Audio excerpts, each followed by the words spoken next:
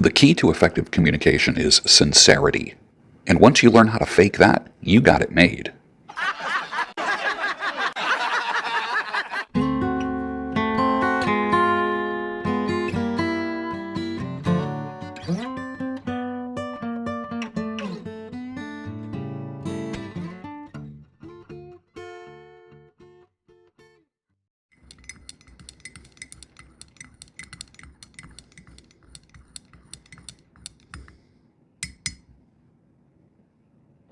My God, that is the best coffee I've ever tasted.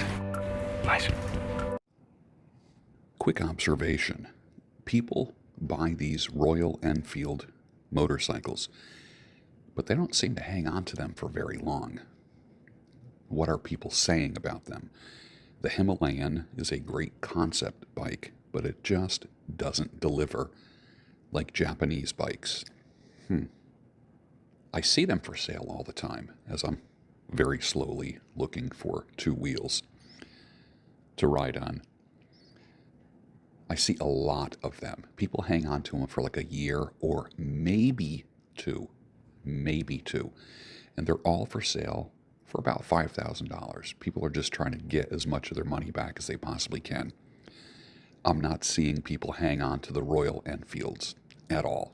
There might be a few, but for the most part, it seems like they try them for a season or two, and then they unload them. Japanese bikes rock. What can I say? They are just superior from what I've seen and what I've experienced. Masquerading as a man with a reason, my charade is the event of the season, and if I claim to be a wise man, well, it surely means that I don't know. Carrie Livgren, from the group Kansas, 1976. You have to do what makes money, and the money will follow. Way too much bull about what are you passionate about. That can help, but it's not necessary. It's not the way to make money. I'm passionate about a lot of things that I will never make money on. You want passion? Get a hobby or a side gig. So now we're 2 generations into this passion stuff, and Americans average about $3,800 in the bank and could not live for more than 3 to 6 months if their current income stopped today. Money is more likely to create conditions of happiness and safety than broke ever did. So what to do? Make money a priority. I didn't say fall in love with it. I said make it a priority. Bob Dylan's Slow Train Coming, arguably, in my humble opinion, is one of the best albums ever created. Check it out. To this day, it just hasn't gotten knocked off its rank, like in my top 5 albums of all time. And when did it come out? 1980, 81, maybe, right? Still at that top rank. I posted this about 10 years ago. Sometimes I think about being married again and having a house right near my wife. I said it kind of jokingly, but the comments from women surprised me, and this is what they said. Here's several comments. We need to talk. That was a good one. And I haven't talked to her in 10 years or so, so that's interesting. Funny, but it actually makes sense, another woman said. One says, so when are we getting married? This one was funny. I need to try this. I wouldn't have to see how he messes up the drawers when he pulls a t-shirt from the bottom of the pile. And then the last one, ha ha ha. Actually, it's a wonderful idea if you think about it. This was an observation about 10 years ago when I posted that. No men commented, only women, and they were all in favor of it. What in the world is going on? If you want to have a loyal woman, you should look for a woman who doesn't have male friends, travel for business, or is in a male-dominated field. Just practical advice from a guy who lived it and happens to work with men for over 40 years and has been hearing story after story after story for decades. Women have a higher sex drive than you think, and they get tempted more than you think. They are not the angels that you think. Well, neither are men, but everybody knows that. And of course, I have to say this about once a month. Stop trying to get her back, but get you back. You want to send somebody flowers? Buy yourself flowers. You'll feel better. And of course, that goes hand in hand with save the man, not the marriage. The reason why I say that, I'm not anti-marriage. I don't like the way marriage is done today. But the reason why I say this is if you save the man and build him up, the marriage might stand a chance. Save the man, not the marriage. In my accelerated divorce and breakup recovery coaching, which is one of the things that I do well, the one question that hurts the most, that makes a man think the most, and helps jumpstart change in his life is this. And this is a tough question. When did she lose respect for you? That's a hard one. The man's face changes as soon as he hears that question. What I don't want to happen is I don't want him to give me an answer right away. That's usually a homework question, which means next week or in 2 weeks when we get together, you tell me, think about it now for a week or two, and then you tell me when you think she lost respect for you. Most guys can pinpoint an actual event or a week that the woman lost respect for them and started drifting away. And then by the time the relationship ended, she had been thinking about it for a long time. That's how women work. It is the best homework question that I've ever asked. Oh yeah, when I do coaching, I give homework. The coffee cup today is a Hardee's Rise and Shine coffee mug with a chip on it, unfortunately. A lot of times coffee cups that have like this little fluted kind of goes out. You can see how it kind of like comes out a little bit. That rim always gets chipped. And if you like the shirt today, I'll put a link for it down below. It's a collarless shirt. You can see it's great for when you have a big beard. If you have a normal dress shirt, the beard will get like messed up every time you turn your head. With this here, the beard doesn't even touch the collar. It's long sleeve, it's 100% cotton. You can wear it buttoned up to the top. I wear it open just a little bit. And the buttons are really close together all the way down. It's nice. It looks good tucked in. It looks good with jeans or even untucked. Very, very durable. It's almost like a denim material, but very light vertical stripes. I think you would like it. Fits well. For me, this is a size large. I'm 5'11", about 193 pounds, going down to 175. And you can just see how it fits. I mean, it fits my shoulders well. It's fitted, so to speak. So if you got a big belly, it's probably not going to work, or you might need to get a XL or 2XL. But I think for the guys with bigger beards, or even just any beard, I just think it's a good look. And it doesn't look bad with a sport coat as well. Femina Studiosa, she's a gal that works with women, says, I attended a family thing the other night, and 7 out of 10 dads looked like they were checked out, miserable, and stooped over, and their wives looked sad and tired. People are struggling. Interesting. Okay, so here's your homework right now. So when you go out somewhere, I just want you to look at the men. Look at like couples in a restaurant or out and about, church, wherever you go, a gathering. Look at the men and report back to me what you observe. What is going on with men right now? Look around, open your eyes, be situationally aware. What is happening with men? And report back to me. Ticking away the moments that make up a dull day, you fritter and waste the hours in an offhand way, kicking around on a piece of ground in your hometown, waiting for someone or something to show you the way. Pink Floyd, 1973. What a great album. What a great album. It's got to be up there in the top 10. I still think this is a funny meme. The guy on his knee in front of his woman on a beach. He says, will you destroy my life? She says, oh my God, yes. That still cracks me up. Think about it. 56% of all marriages end in divorce, and usually the woman comes out better financially. When you think about it, most women do. Not all, but most. And women move on so much faster than men. Men either say, screw it, I'm done with women, or they just go into like Don Juan mode and just start plowing fields wherever they go. Both are maladaptive. I've done both. You've done both. What will you do if you go through a breakup or divorce? What will you do? Have you ever thought about that? Have you ever thought about a plan B? Have you ever thought about a contingency plan in case the bottom drops out? You're not planning to have the bottom drop out, but what would you do if it dropped out? Hard questions. And I know right now you oxytocin her. I know that. But when the dopamine, oxytocin, and vasopressin wear off, what do? What do you fall back on? One former female listener here, notice I said former, who is constantly offended at this channel. It's like she comes here and just gets offended. She came here first and kind of liked what I had to say. And then after that, it was just like all downhill from there.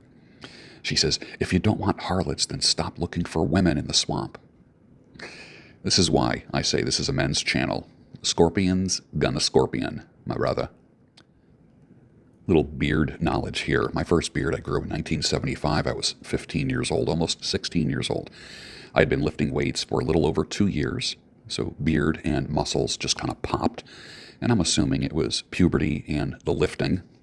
I still couldn't grow a full beard till I was about 25, 26 years old. It was very, very patchy, but I grew it just to look older.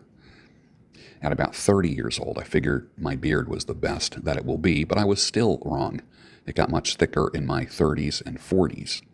By then, I was starting to go gray a little bit, like right here, top of my sideburns, not quite up into the temples, but like right around here. And I didn't reach maximum fullness until I was in my mid-50s, and by then, it was all gray. Since it went gray, that was about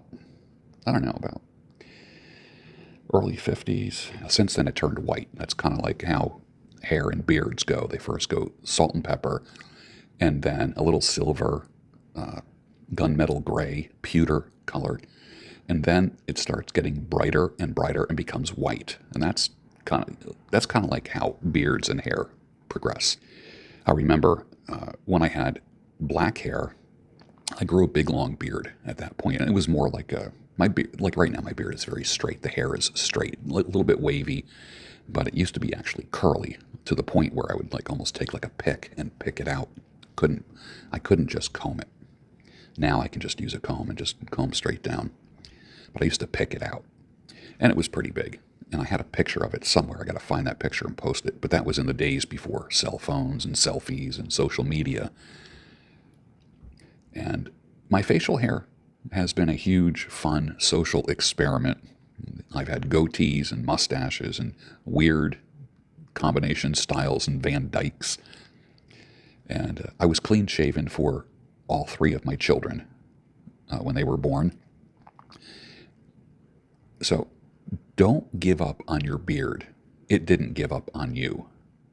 One of my favorite tweets was from Tristan Pinnock, probably back in, I'm guessing, 2017. He says, I've had a theory that as a whole, men and women just like each other a lot less these days. I think that's built on crazy overselling of the genders to one another. Men want porn stars who make sandwiches. Women want, well, a man who is everything at all times. Tristan Pinnock. Sometimes I screenshot a tweet if it's brilliant, and that was absolutely brilliant. But I also commented at the time, I remember, literally this was 7 years ago. I said that would make a great name for a punk band, porn stars who make sandwiches. Here's a great classic meme. Shows a couple sitting down for couples therapy. The therapist asks, do you feel dominated by your wife? The wife replies, no, he doesn't. I always thought this was funny.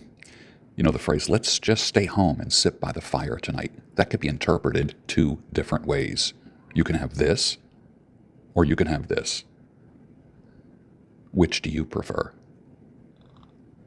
Can't you see me standing here? I got my back against the record machine. I ain't the worst that you've seen. Can't you see what I mean? You might as well jump. Van Halen, 1986. Actually, one of my favorite videos. They did 2 versions of that video. They did one in black and white, and they did one in color. I will say that probably, when it comes to videos, that's one of my favorite videos of all time. Why is it? Probably because it's fun. It conveys fun. It's one of the most fun videos to watch. It wasn't like Aha and the video Take On Me, which was a concept video, which is absolutely brilliant. But I actually liked Jump by Van Halen. Just a brilliant video. Another great video that I thought was incredible, not as old as that, was Alice in Chains' Man in the Box. For some reason, it terrified me and excited me. I don't know why. The imagery was terrifying, but the music was just insane. It's just great driving music. You understand what I say when I say driving music? Like you're just cruising down the highway, you're on the turnpike or the thruway, and you're just like, got the cruise control on 75, and you're just listening to some great music. Man in the Box is one of those great driving songs. Another one of those is from Metallica, the song Sad But True. What a great driving song.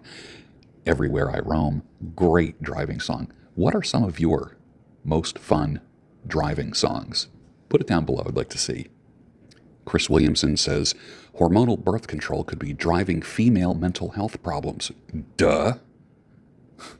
A study examined the consequences of combined oral contraceptive pill use on the mental health of girls in Denmark who start using the pill between the ages of 12 and 17. I would also say IUDs as well, any kind of hormonal birth control. Remember what I said several months ago? One of the reasons why men are getting more estrogenic. This is a long shot. It's a reach. But if you're going down on a woman who has an IUD in her or takes hormonal birth control, if you're going down on a woman, you are getting that estrogen. You are getting those, you are ingesting those hormones. Think about it for a second. So then now there's 2 women in the house. It was found that approximately 15% of the upsurge in antidepressant use amongst girls can be attributed to increased oral contraceptive use. Duh. The probability that girls make a psychiatric visit or receive a depression diagnosis increases shortly after they start taking the pill or using hormonal birth control. 1 year after the first combined oral contraceptive prescription, the probability of antidepressant use is 65% higher. I am not a fan of hormonal birth control at all. And I blame it for a lot of problems in society, and I blame it for the breakup of a lot of relationships. I have to laugh. There's a Polish polka band called Dr. Kielbasa.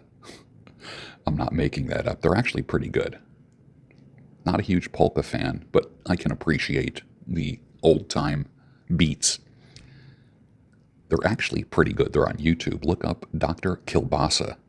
But come on, man, that name, that is funny. Dr. Kielbasa. Sounds like a red pill call-in show. I wonder if the band still exists. I should have them do the theme song.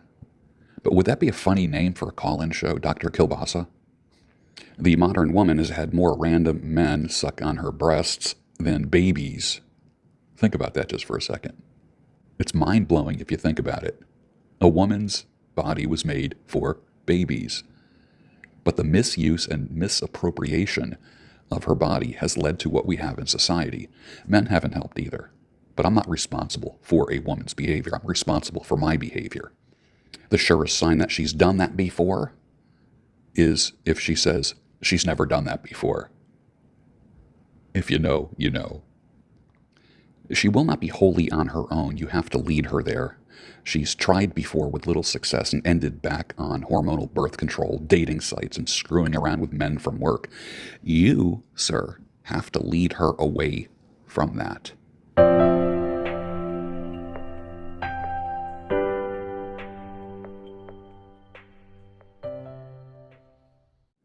Like Jim Sexton says, who I'm going to have on this channel soon, if you think they are cheating, they probably are.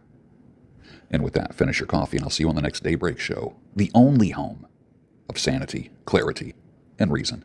Pocałunków tyle dałam szaławile, A on przenajsłodsze chwile podarował mnie, mrużył czarne ślepie, śpiewał mi o stepie, a mnie było z nim najlepiej, a bez niego źle. La la la la la la la la la la la la.